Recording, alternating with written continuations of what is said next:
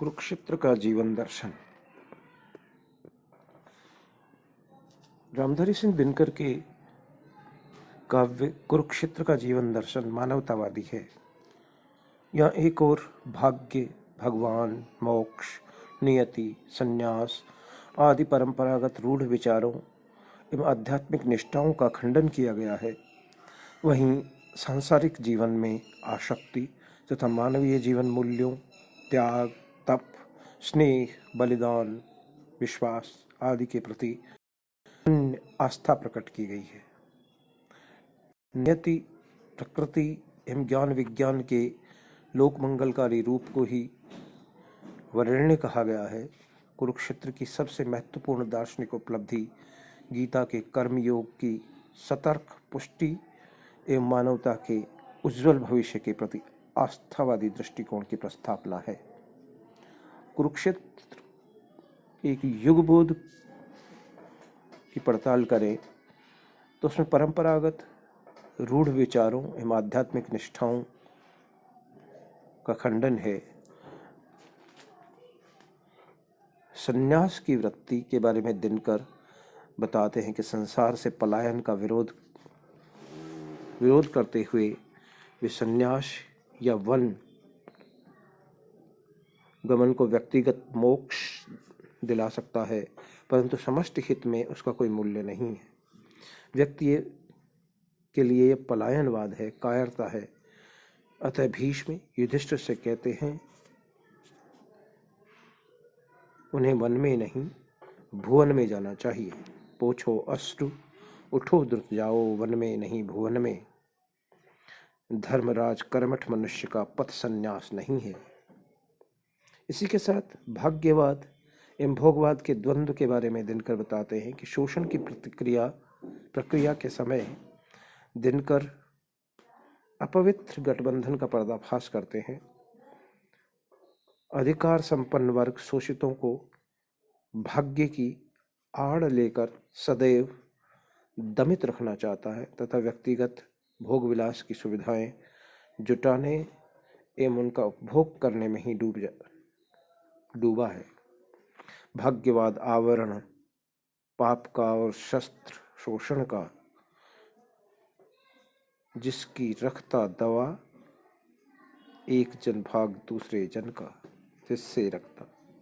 अतः दिनकर इस भोगवादी भाग्यवाद का विरोध करते हैं। ब्रह्मा से कुछ लिखा भाग्य में मर्ज नहीं लाया है, अपना सुख उसने अपने भुजबल से पाया है। मोक्ष और नियति जैसे बातों पर भी दिनकर व्यक्तिगत हित में होने, सामाजिक हित में न होने की बात कहते हैं। और साथ में विज्ञान और अध्यात्म के तुलनात्मक अध्ययन की एक प्रवृत्ति कुरुक्षेत्र में नजर आती है। वे कहते हैं, किंतु मस्तिष्क ही बढ़ता गया निशेष, छूटकर पीछे गया रह हृदय का देश। सावधान मनुष्य, यदि विज्ञान है तलवार तो उसे दे फेंक। वे दोनों में संतुलन बनाना चाहते हैं। साथ में भोग और त्याग का भी सम्यक द्वंद्व यहाँ प्रस्तुत किया गया है। वे सम्यक भोग का समर्थन करते हैं। भोगो तुम इस भांति मृति को दाग न लगने पाए, मिट्टी में तुम नहीं वही तुम में विलीन हो जाए। युगीन जीवन की विसंगतियों का विरोध करते हुए दिनकर निष्ठुरता, स्वार्थपरता, भोग, लालसा, हिंसा आदि बुद्धिवादिता का विरोध करते हैं। और इसी के साथ युद्ध और शांति के साथ व्यक्तिगत धर्म और समान धर्म, कर्मवाद और भाग्यवाद आदि के द्वंद्व पर भी दिनकर प्रखर स्वर में कुरुक्षेत्र में स्वर उठाते हैं। जो शाश्वत समस्याएं हैं, जैसे प्रकृति एवं नियति, बुद्धि और भावना का द्वंद्व, प्रेम एवं कठोर नीति का द्वंद्व, हिंसा और शांति का द्वंद्व, आत्मबल और बाहुबल के बीच जो शाश्वत संघर्ष आदिकाल से चला आ रहा है, उसका द्वंद्व, इनके बारे में भी दिनकर अपने कुरुक्षेत्र में कई सवाल उठाते हैं। नवीन मानवीय जीवन मूल्यों के प्रति दिनकर आस्था व्यक्त करते हैं। समानता, सांसारिक जीवन में त्यागमय, स्नेह, बलिदान, कर्मवाद भी में कवि की आस्था है। सांसारिक जीवन में आसक्ति रखते हुए वे कुरुक्षेत्र में जीवन की आधुनिक गतिविधि एवं जीवन के वास्तविक तथ्यों को ही कथानक के रूप में प्रस्तुत करते हैं। इसमें जीवन की समस्याओं का ही चिंतन मनन है। कवि ने जहाँ एक और जीवन के विकृत विभत्स रूप का यथार्थ चित्रण किया है, जिसमें निष्ठुरता, उत्कट स्वार्थ लिप्सा, भोग लालसा, हिंसा परायणता आदि बुद्धिवादिता की प्रवृत्तियों का प्रबल रूप से धारण कर रही हैं, वहीं कुरुक्षेत्र में युगीन भावनाओं का दर्शन भी मिलता है, जहाँ जीवन की महिमा का जयगान है, युग दर्शन के रूप में हुआ है। निवृत्ति मूलक धर्म का खंडन करते हुए वे कहते हैं, धर्मराज जो कुछ है वह है मिट्टी के जीवन में। दिनकर सम्यक भोग का समर्थन करते हैं।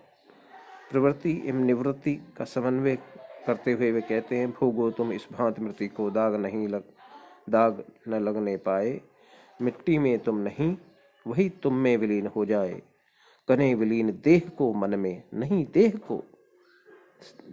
देह में मन को। प्रवृत्ति मार्गी कर्मवाद की स्थापना करते हुए दिनकर एक नवीन चिंतन की स्थापना करते हैं और साथ में युद्ध का भी एक नवीन दर्शन देते हैं। कवि ने अन्याय के विरुद्ध न्याय का, नीति के विरुद्ध अनीति के विरुद्ध नीति का, पाप के विरुद्ध पुण्य का युद्ध होने का समर्थन किया है।